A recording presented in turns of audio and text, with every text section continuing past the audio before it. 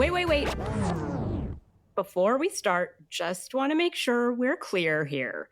While this podcast talks about sobriety, mental health, and addiction, it is not meant to replace professional medical advice. Welcome to Sisters in Sobriety. I'm Kathleen. And I'm Sonia. And we're ex-sisters-in-law, brought together in marriage and bonded through our sobriety journey. Join us as we talk sobriety, addiction, and everything in between. You're in for quite a ride. And our Substack is buzzing with amazing content, from creative mocktail recipes to insightful courses and reflective exercises. There is something for everyone. Don't miss out. It's a great way to add some extra joy and depth to your journey. Check it out. Welcome to another episode of Sisters in Sobriety. Today, we're so excited to welcome back Lorina Christine, a powerful figure in personal transformation.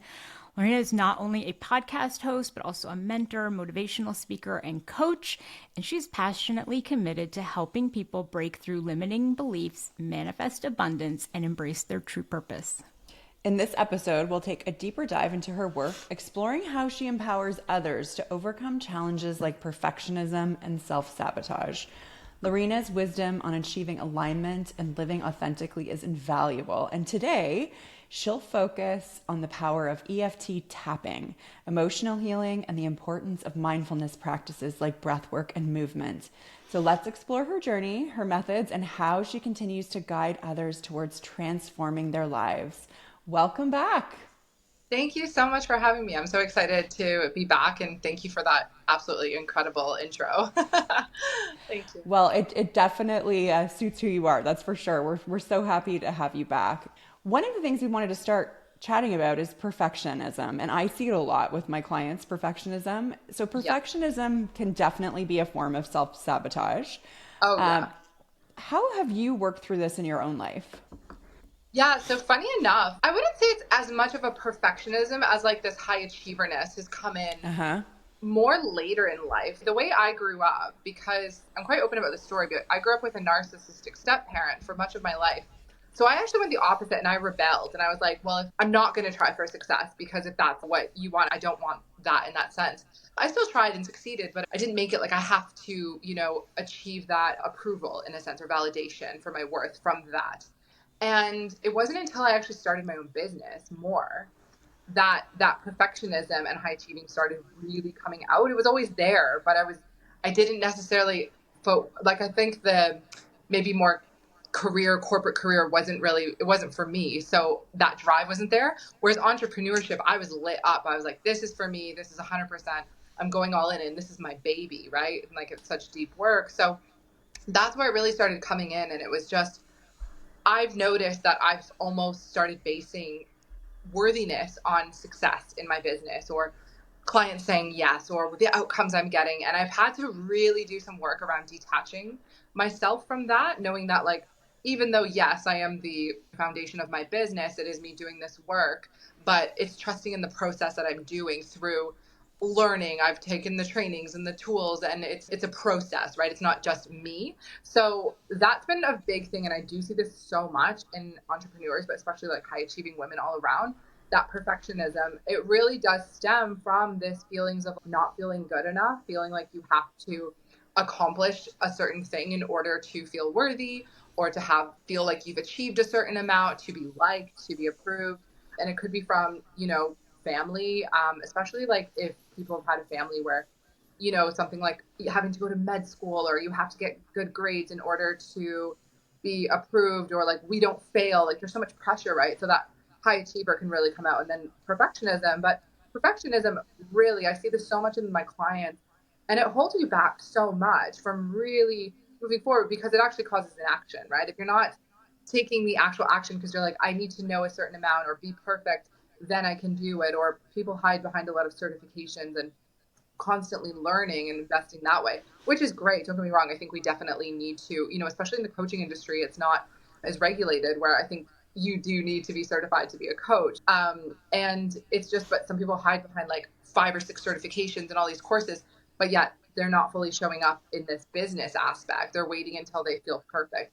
Or it's like, it can cause things to slow down, right? But really, messy action is the best way to go, because you learn and then you perfect your skills along the way. I actually don't like the word perfectionism as well, because I don't think the word perfect exists. But we improve by taking action and getting messy and knowing we don't have it all figured out in the beginning, right? But that's how we learn. What are some strategies that you've used to manage your high achieving tendencies instead of, we won't say perfectionism, but high achieving? Yeah, so I would say some of the ways that is like, I just come back to, is this feeling good right now?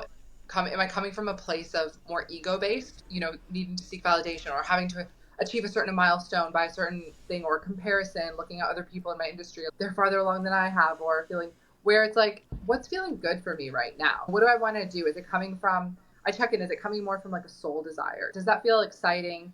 Does that feel really good? And I check in with myself that way. I also really try to avoid going on social media too much and comparing, because that can send us in a major spiral.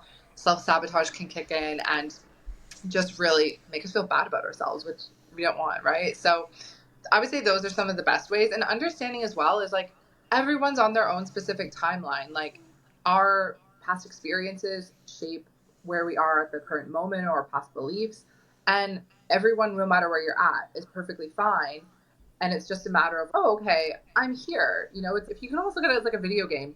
Okay, maybe I'm at level 2 and someone else might be at level 4, and that's okay. But it's like, well, what do you need to do to get up there? Okay, well, maybe you need to work on your beliefs.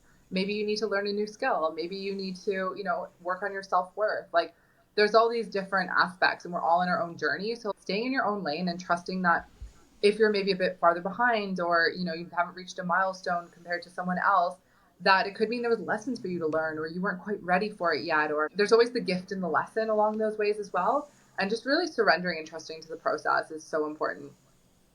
So I have this tendency, I just started to figure out, to turn everything into an achievement. So even a hobby, I'll start to feel it, right? Like, oh, well, I'm not just knitting. I'm gonna knit like this crazy sweater. Like, I just can't let anything be just for fun. So can you tell me especially more about messy action and how can I do that? How can I just say, this is for fun? This isn't for, I'm not trying to produce something. It doesn't have to be an end product. Like, I don't have to be attached to the outcome. Well, I think like in that case, it just depends also. Like, are you enjoying what you're doing? Is it still fun along the way? Or is it coming from a place of like, I'm not feeling good because I haven't finished this in time yet and I have to do it in order to feel good. Do you know what I mean? Versus, are you like, there's nothing wrong with like healthy, I don't know if it's competition necessarily, unless, it's like healthy. It's still great to have those goals and to have those big desires and achievements that you want to achieve. But are you basing it on worthiness or needing to feel a certain way, have a certain outcome? So that would be my first question for you. Yeah, I guess I have to think about it. I think it depends on what I'm doing, right? And this was like my next question for you about like fear of failure. What is the difference then between perfectionism and fear of failure? And I think mine actually might be more of fear of failure. I'm not sure. It could be. That's definitely very much tied to perfectionism, right? This fear of failing, of what will others think of me? Who will I be? Is it going to affect my reputation, right? Especially if there's like a lot of pressure, like I said, from family members, the pressure we put on ourselves, thinking, it could be if like someone has a big audience and they have a lot of people watching them, and maybe more of a public figure or an influencer, for instance. But just even the day-to-day work, like we live in a day and age now, especially where we're so exposed to so many people. So many people are exposed to us, where it's a lot for people. So sometimes they put that pressure on ourselves so much. But at the end of the day, I really don't like the word failure either. I always look at it as like a lesson learned, because was it Thomas Edison even that said, I didn't fail 10,000 times. I learned 10,000 ways. It just didn't work. So it was like, you try, right? You just try constantly different ways. And it's not about failing. It's like, okay, well, I did take the action, where so many other people don't even take that action in the first place because they are afraid of the failure. But when you're still taking action and like taking that pressure of the failure off of it and saying, you know what, like success doesn't go like this, right? It's like this, it's ups and downs, it's ups and downs. And it's sort of looking at like, okay, well, what didn't work? Okay, well, what can we shift to make it work, right? Maybe there's some beliefs that need to be shifted, or maybe there's a gap, a knowledge that's not there, like a mentor or a program or learning a new skill. So that's always something. And I really think like the pathway to success is being open and learning that there's going to be times you're probably going to fall on your face and it's going to suck, but you get up and you do it again, right? And you pick yourself back up and you have that resilience. And being your best cheerleader is the most powerful thing I think you can do in those situations. But yeah, and like I would always check in if there's that desire to, I have to achieve this, I have to achieve this. What's the underlying feeling behind that? Is there a fear of failure? Is there a fear of not feeling good enough, right? Does it feel good? Putting that pressure on ourselves. When we can take that pressure off, there's such a weight that's lifted. And also we can look at it like, am I having fun with this? We all love a good, healthy competition, right? But it's like, am I having fun with this? Am I knitting this big thing and I'm going to finish it and make this huge, beautiful blanket because I want to challenge myself and prove to myself I can do it. But if you don't do it, how are you going to feel about yourself at the end of the day, right? Knowing that like you are worthy regardless of any achievement, any external validation, like just as you are as a human being. Everything else is just icing on the cake, right? So it really sounds like self-compassion and self-acceptance are key parts of overcoming perfection. Yeah, definitely. And I think looking at your patterns as well, right? What's your strategy when perfectionism comes up? I've worked with clients before where it actually causes them to take no action because they immediately start to like doubt themselves or worry about what others will think or see others like one client I worked with, she called it that she fangirls a lot. She's like, I'm so one of those people that I'll sit in the back lines and see all these people or coaches who are doing what I want to do. And then my perfectionism kicks in where it's like, oh, well, you're not good enough. You haven't done enough yet. You need to learn more before you can take action. But then she's never taking action. So that was something we had to work on and realize that was her strategy, was like when she's feeling down or she'll open up Instagram, start to feel down on herself and then go into inaction. So it's like, okay, why don't we remove all those people off Instagram, limit your time scrolling and just eyes on your own lane and really connect with your vision that way?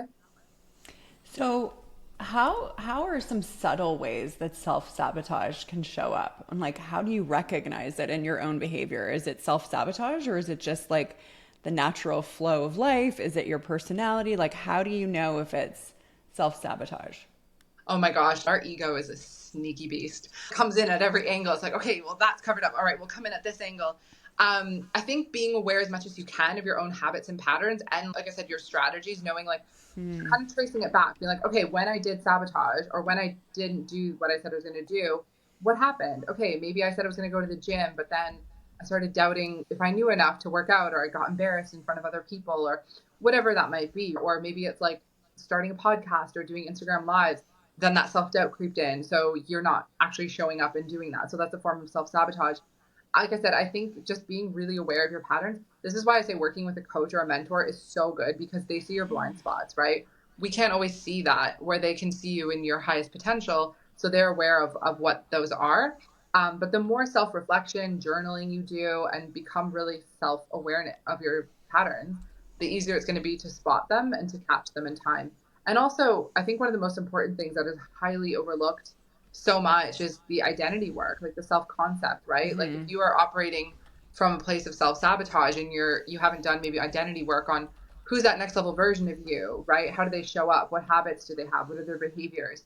When you can get crystal clear on that, it's going to be a lot easier to catch yourself, when that comes in, and you might be like, oh, that's an old behavior. Does that version of me, are they tolerant of that? Are they accepting of that? No, they don't have room for that, right? So it takes time and it's difficult, right? At first, it feels uncomfortable to really create these new habits and behaviors. But over time, as we start to, embody more of this future version of ourselves, it starts to become part of who we are. And as Joe Dispenza says, love his quote, but change your personality, change your personal reality, right? So we start shifting in that way.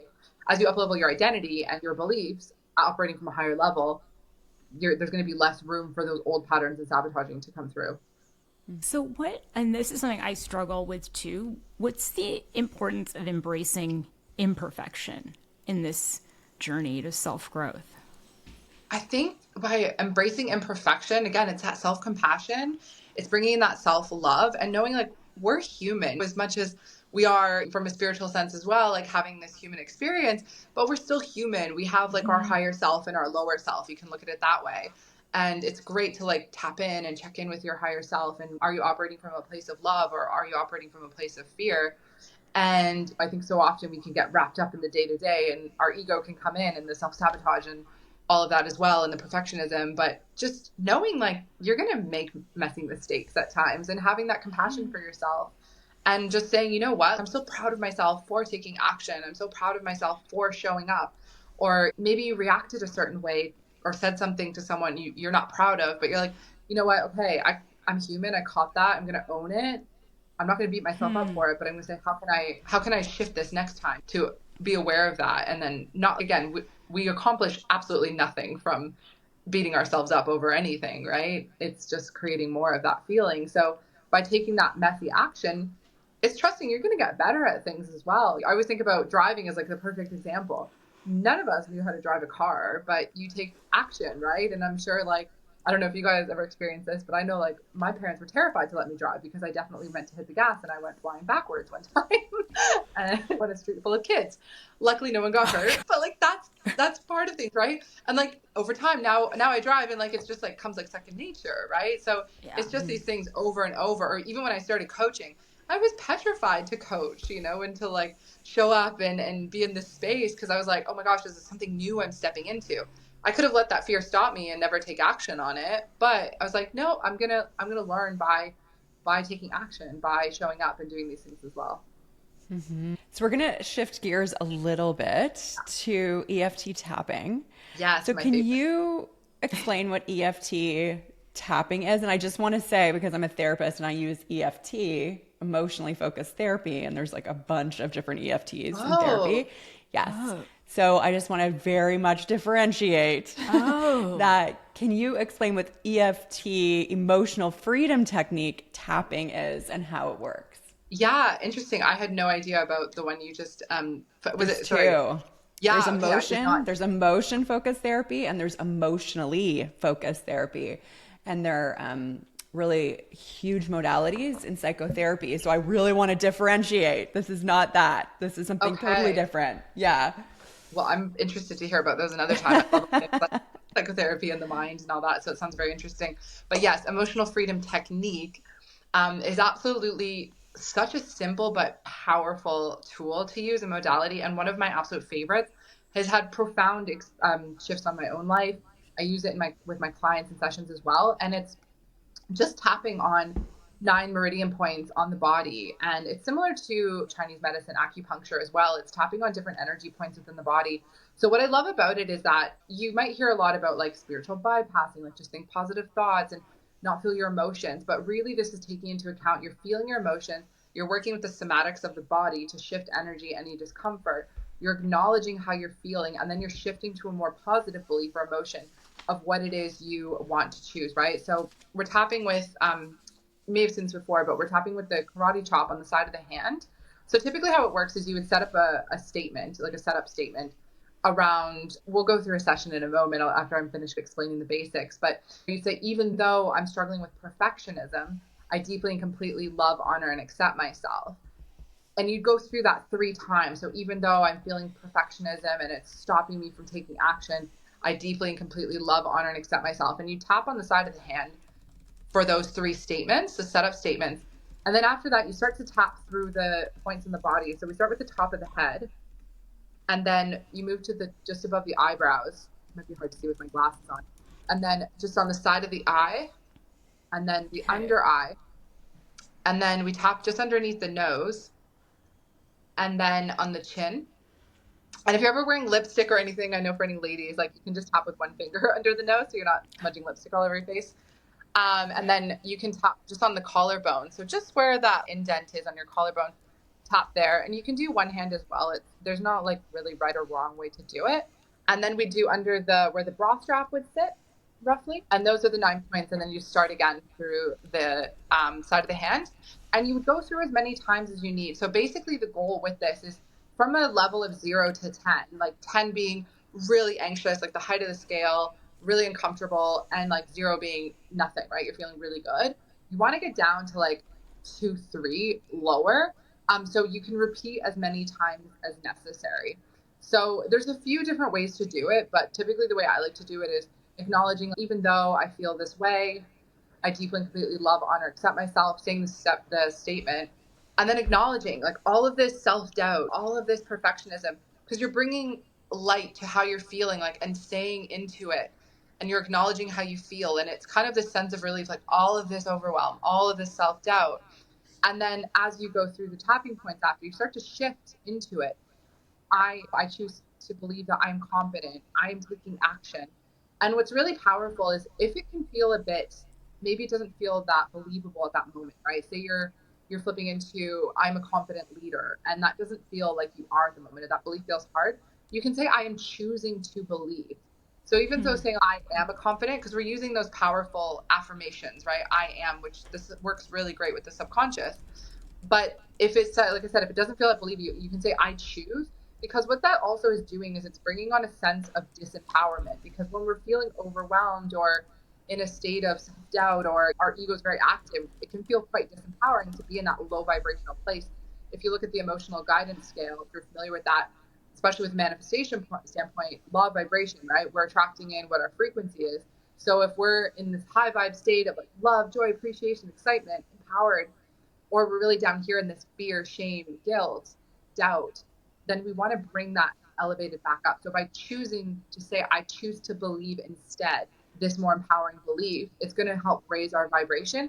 And it's also taking away that emotional charge from the body. So it's helping to relax the nervous system all at the same time. So there's so much going on in this beautiful process. Again, that's so simple. Anyone can do it. You can do it anywhere at any moment in time.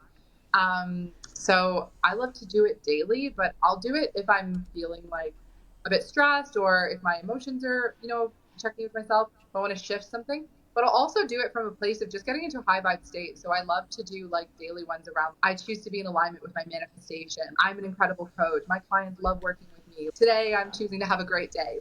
And it really does elevate your mood. And you're just like, oh my God, I'm going to have a kick-ass day after that. So. Are you looking to reset your relationship with alcohol? Look no further than our self-paced 7-day reset program.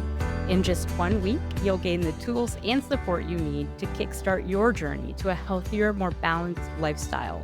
Our program includes daily audio, helpful exercises, and guided reflections. And best of all, it's on your time. Head over to sistersinsobriety.substack.com and let's take that first step together towards a better you.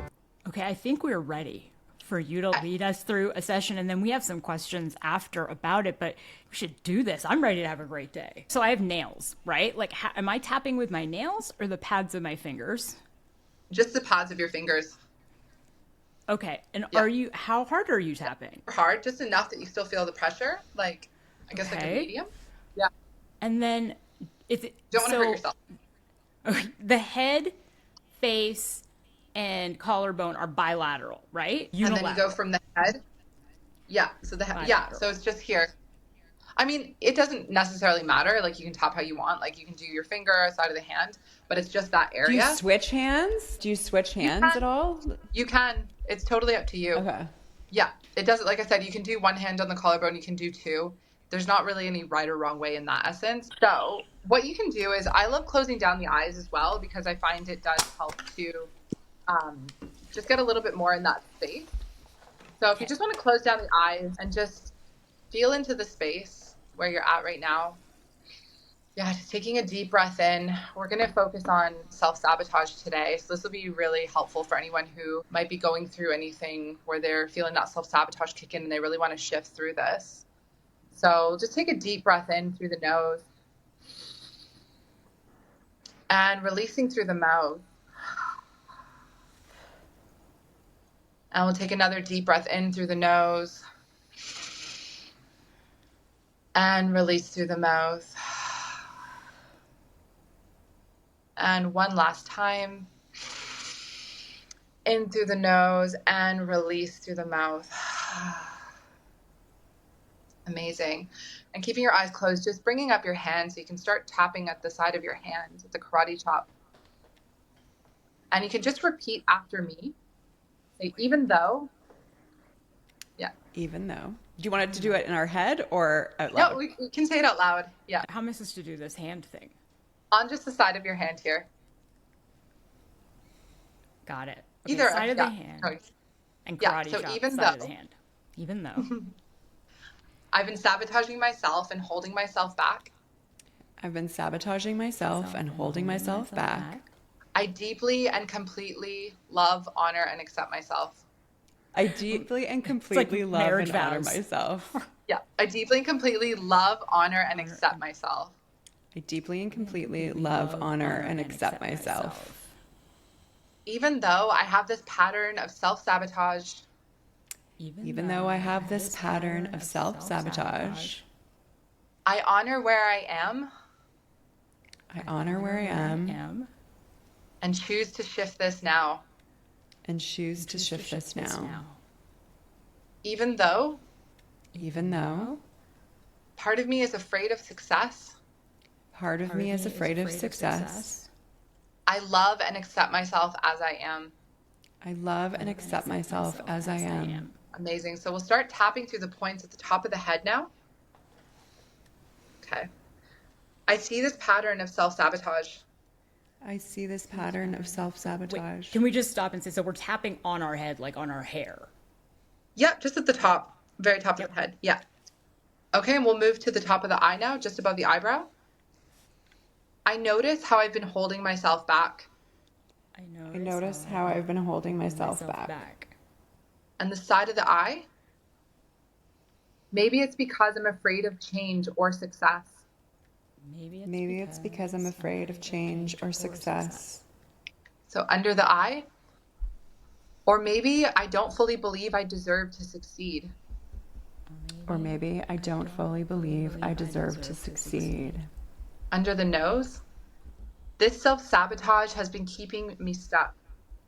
This self-sabotage has been keeping me stuck. Under the chin. It's a way of protecting myself. It's a way of protecting myself.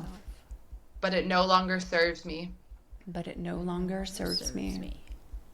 Okay, and collarbones. I'm ready to release this pattern of self-sabotage. I'm ready to release this pattern of self-sabotage. Okay, under the arm. I'm ready to embrace my full potential. I'm ready to embrace my full potential. And we'll go to the side of the hand again. I choose to let this fear of success go. I choose to let this fear of success go. Amazing. And top of the head. I choose to fully believe I am worthy of success and fulfillment. I choose to believe that I'm worthy of success and fulfillment. Amazing. And above the eye, I deserve to reach my goals and manifest my desires. I deserve to reach my goals and manifest my desires. Side of the eye, it's safe for me to step into my power. It is safe for me to step into my power. Under the eye, I trust myself to handle success and all that comes with it. I trust myself to handle success and all that comes with it. Under the nose, I am releasing any remaining resistance to my own growth. I am releasing any remaining resistance to my own growth. And the chin, I'm stepping into my full potential with confidence and ease. I'm stepping into my full potential with confidence and ease. Okay, and the last one on the side of the, or on the collarbone. Even though I used to self-sabotage myself. Even though I used to self-sabotage myself. I now choose to fully embrace my potential and feel empowered. I now choose to fully embrace my potential and feel empowered. And just under the arm, even though I've held myself back in the past. Even though I've held myself back in the past. I fully embrace my worthiness and power. I fully embrace my worthiness and my power. Right, and last one on the side of the hand. I am open to new opportunities and fully trust myself to succeed. I am open to new opportunities and fully trust myself to succeed. Amazing. And just taking a deep breath in and releasing. Amazing. And at this point, you just want to check in to see how you're feeling and how that energy shifted, and noticing where you were maybe before on a scale of 0 to 10. And if you need to repeat it as many times as necessary to go through that. And afterward, I always suggest as well, drinking a lot of water because we're shifting a lot of energy here. So you want to stay hydrated. And like I said, it's such a great tool that you can use at any point in time. Do you feel different, Sonia? Maybe. Do you? I do. Even doing the affirmation type part is really great, right? I feel more energized. You do? I love that. Okay. I feel like we all can benefit from that particular one too, right? Everybody has fear of failure and self-sabotage, and everyone needs to love and accept themselves more. So I feel like you can do that one anytime.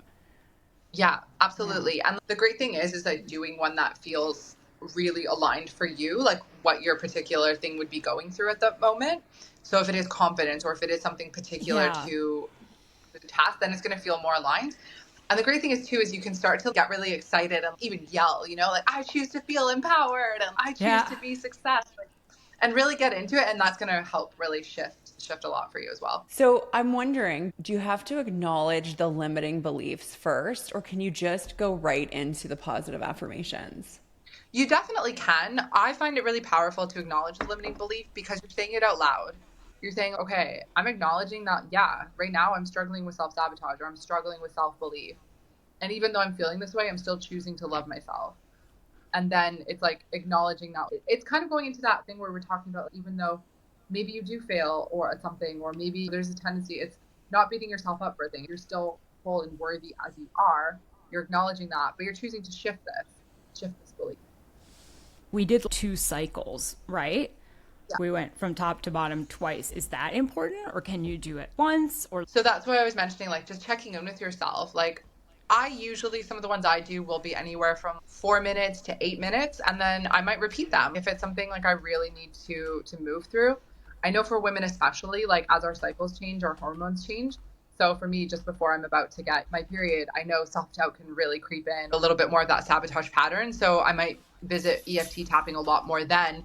Whereas in other parts of my cycle where I'm like feeling on top of the world and I'm like, you know, execute and like really feeling high vibe, I might not utilize it as much. But really the important thing is like bringing that emotional awareness to yourself, seeing how are you feeling, and like getting that.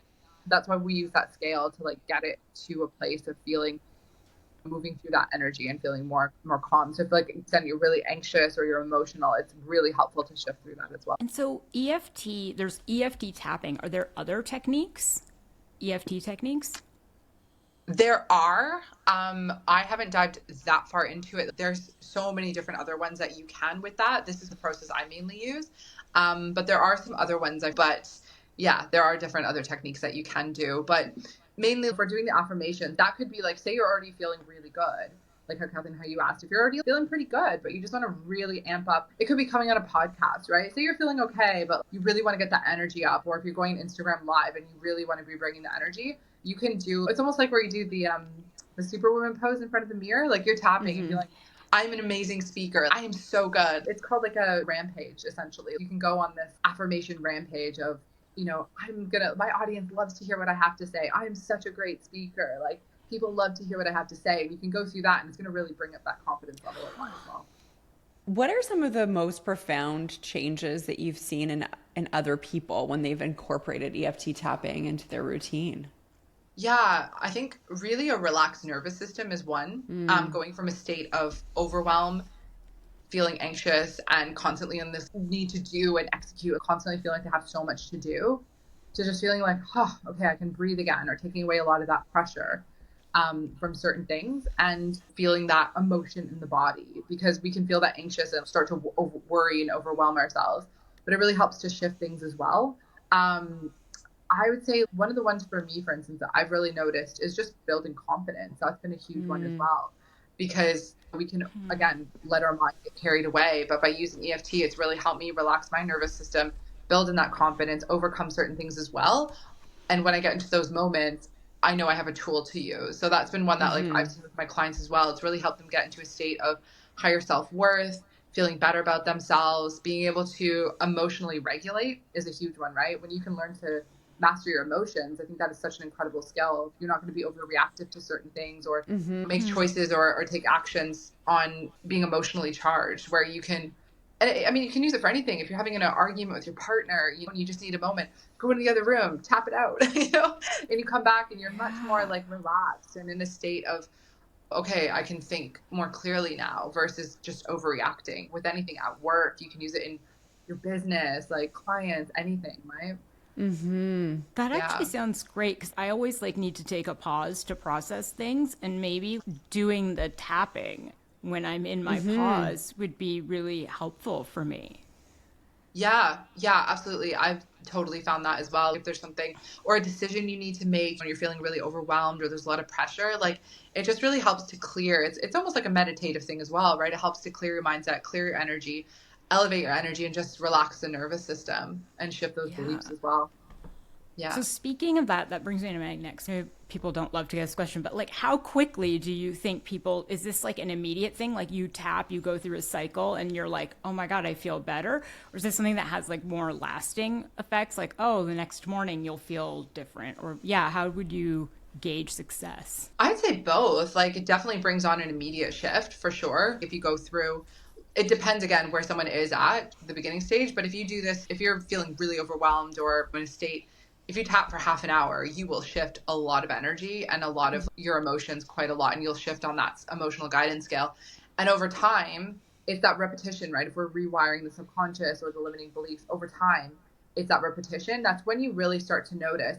One of the biggest things I think for myself that I've noticed and with clients as well is when we're faced with challenging time, because it's great on a day to day when things are flowing, life is great, everything's amazing, to feel good and not react and to feel confident. But the minute we're faced with a challenge or something happens, it's the way we react to things that can be really, really good. Maybe you have a client who's about to sign up to your highest package coaching and they're all a yes, they're about to say yes, and then they ghost you and or they say no last minute. That can shatter someone if you're not in that confidence. That can bring on a lot of overwhelm. But by tapping over time, say you've been doing it, you've built up that confidence.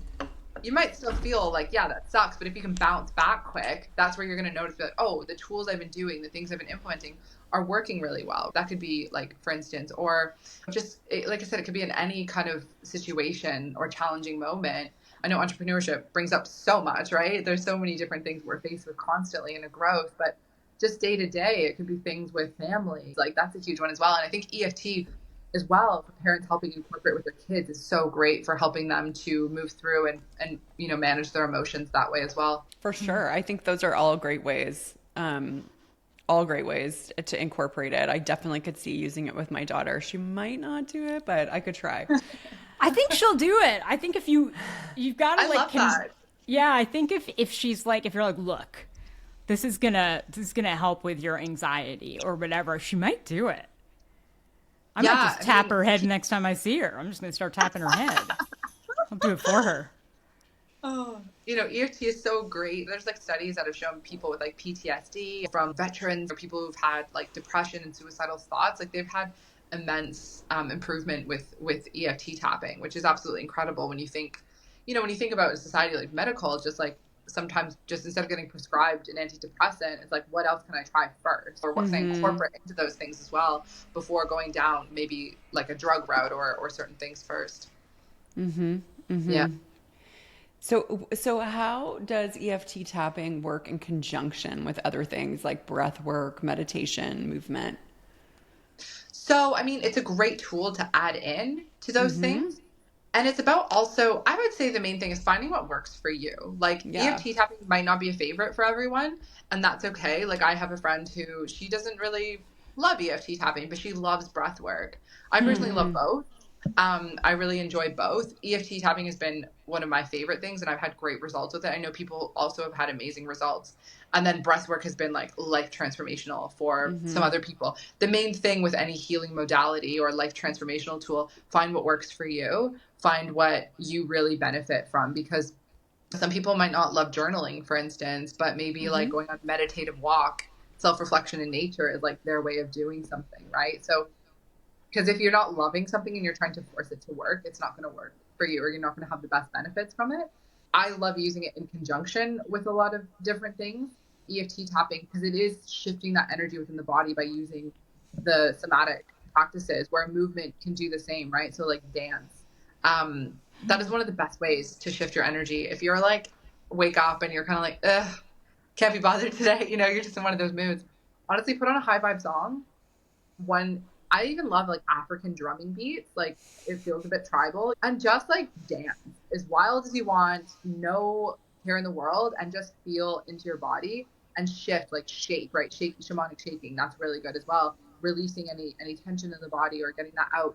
Making noise. If you need to scream and grunt, like we're conditioned so much to be like, that's weird, don't do that. But like just do it. And I'm not sure if you've heard of ecstatic dance before.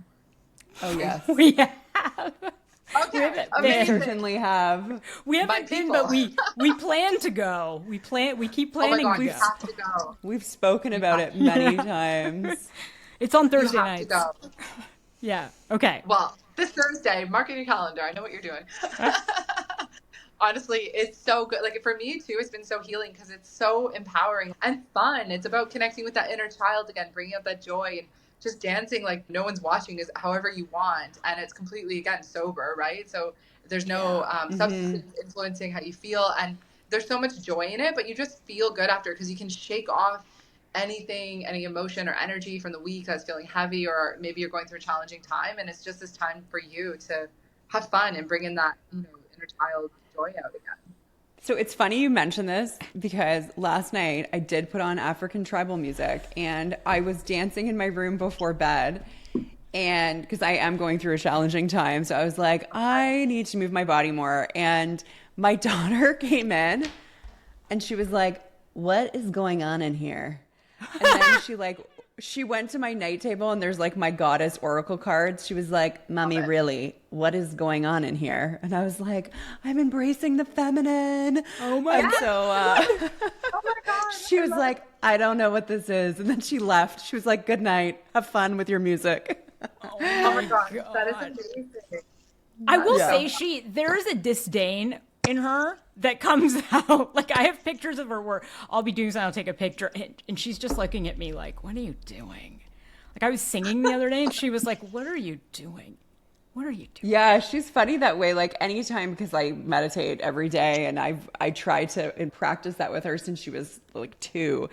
And she'll say, I don't like the way you breathe or talk when you meditate. I don't like how you talk when you lead me through a meditation. She's like, you do some weird voice and it's too calming. And I'm like, oh my God. Oh no. Yeah. Oh, so how old I is think she's 10 now. She's like Okay. 42. She's like But she's 42. like, she's literally like 45-year-old woman. But yeah. Oh, I love it. She'll be dancing in her room with Oracle Goddess cards soon, I'm sure. Yes, I hope. Yeah. So with the ecstatic dance, is this something people like, okay, if they live in a place where there is no ecstatic dancing class, can they just like, you're encouraging people just like, hey, throw on a song you like and just let loose?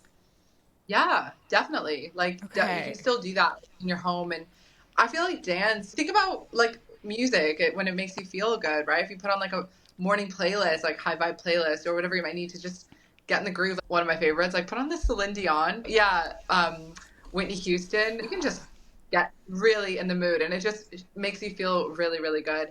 There's a couple of songs that I have, like you can even just make your go-to playlist, or it makes you feel confident. You can put on a song for any kind of emotion you want to feel, right? And just dancing. You can even, something that feels really empowering if you're looking to really feel more, I guess, self-love in your body, just being in front of the mirror naked and like doing a sexy dance or in your bra or underwear and just like feeling into like the beauty of Sonia your body. would never do that. I would never Sonia do would that. never do that. But if I challenge you to try it? Yeah. Yeah. You should do it. It brings on a lot of like, you're tapping into the feminine, right? You're feeling more empowered. You're bringing on that goddess. Like you can put on just a favorite song that makes you feel like sensual and fun and sexy and just like dance in front of the mirror and like feel like, who's that girl, you know? Okay, I'll take that challenge. Yeah, I'm going to challenge you. I feel like you look at good competition. This will be like, Yeah. you have to think about this as you're knitting your big blanket. How big would you go with it? I will do this. Well, I found, I'm not even kidding, I can't even believe this is coming up today because I found on Spotify last night, the Divine Feminine playlist someone has created. And that's what I was listening to last night when I was doing my own personal ecstatic dance. And there was like some tribal music, some tantric drumming. I was like, I am into this. Were you naked? Amazing. Love that. I was close to naked, like not, but I was just wearing a very flowy, not much there nightgown. I mean, my daughter was around, so she was like, "What is happening in this room?" So, Lorina, I was talking about this actually last night with somebody that like a big part of my routine is that I have to eat like reasonably healthy. I'm sort of like an 80-20 kind of person. Otherwise, especially for my sobriety, I feel like that's when I'm kind of like at a risk of relapse. So if I'm like in a crappy mood and I don't feel like cooking, then I grab like whatever, a bag of chips, like that's not great for me. So how do you approach nourishing your body as part of your kind of overall wellness routine? I find it so important, and I'm similar to you. I do the 80-20 because I mean, I do love a pizza every now and again and like French fries, it's finding that balance. And I think too, especially depending where you are, like you said, on your sobriety journey, in the beginning, for the first month, I didn't care. I was like, I'm going to eat what I need to eat to keep going through that, or however long that takes. And having like within moderation though, but yeah, I think for me, I noticed, especially in this line of work, of needing to be a clean vessel of energy to hold space for people. Mm-hmm. Feeling good and taking care of myself is so important. And it doesn't matter what, like our bodies are precious, right? It's our temple. We only have one. And food plays such an important part in how our energy levels and our skin and how we show up and feel inflammation in the body. So yeah, 100%. I think even with working out, a lot of people, you hear them say abs are made in the kitchen, right? Or it's like 20% it's the 80% and 20% results, similar approach, right? Yeah, 20% comes from working out. But if you have a terrible diet, that's not going to really help, right? It's sort of where you see like the really muscular guys, I think, with like a lot of fat on their stomach. Like I think that's because they're probably, there's a lot of beer or anything happening, but there's not a lot of, maybe there's like working out. So yeah, I think from that point of feeling good, feeling energized, waking up, and vitality, like that's so important. It's a huge part of well-being. Yeah, and I'm not somebody like I'm starting to learn to enjoy eating healthy, but like I don't like working out, but I do it like most days of the week because I know I have to, because in the end it's like super healthy for me and I do end up feeling better. Can I shift that phrase for you for a moment? If you say, I get to work out. Yeah, it's something you get to do. Not many people, there's some people who actually aren't able to do that, right? So it's actually a privilege to be able to do that. And it's like you can shift it to like, I get to do this for my body. I get to do this for the people I love, so I can show up and be young and feel better. So that's a phrase, because I think where I was like, I have to do this, I have to do that, right? With all these different things in our lives. When we shift it to, I get to do this. I get to do this every day. I get to have strong, healthy legs to walk and to carry me, or I get to have strong muscles to support my back. There's such a mindset shift with that, I think, when we can embrace that a bit more. So that recently shifted for me.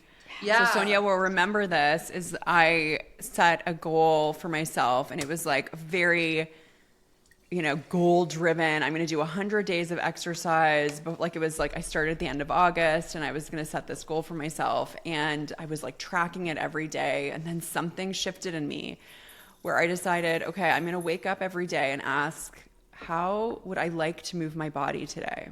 Yeah. And so I wake up every morning and I am like, okay, how am I going to move my body today? And I was able to even stop tracking because I move my body every day. Yeah. Every single day through like challenging and hard times. I've like moved my body every day, and I am totally looking at it from like, I spring out of bed at 5 a.m. now because I'm like, ooh, how do I get to move my body today? What am I tapping into?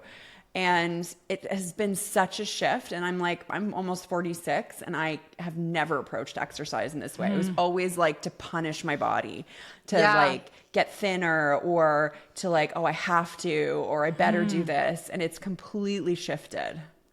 That's beautiful. I absolutely love that, because I think there is such a thing, like work hard to get results, punish your body, such as this, where when you can actually lean into what does my body want to do today, and find something you love doing. I think there's such, like, you don't have to be at the weights doing weights 5 days a week. I think weights are great, especially for women, right? As we get older, like our bone density and all that.